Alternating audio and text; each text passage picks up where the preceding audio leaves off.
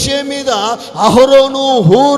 అహరోను మిరియాము ఇదిగో విరక్తి చెంది మోషేనేనా దైవజనుడు, మోషేకేనా వాక్యం వచ్చేది, మాకు రాదా?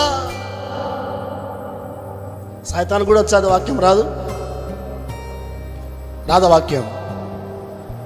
వాక్యం చెప్పాలంటే అభిషేకం కావాలి, వాక్యం చెప్పాలంటే ఆత్మ నడిపింపు కావాలి, వాక్యం చెప్పాలంటే ఒక త్యాగం కావాలి, వాక్యం చెప్పాలంటే అనుసరణ కావాలి, అనుసరించాలి, ధ్యానం చేయాలి, దేవుడి దగ్గర కనిపెట్టుకోవాలి.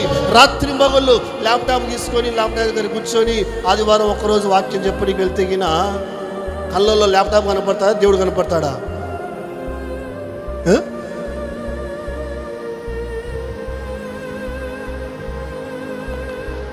సేవ, సంఘము, పరిచర్య అంటే దేవుని ఆత్మ నడిపింపు. హల్లెలూయా!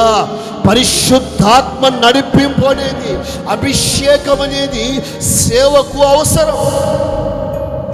సేవా సంఘం అనేది అక్షరంతో కూడుకున్నది కాదు, ఆత్మ సంబంధమైన పరిచర్య. హల్లెలూయా!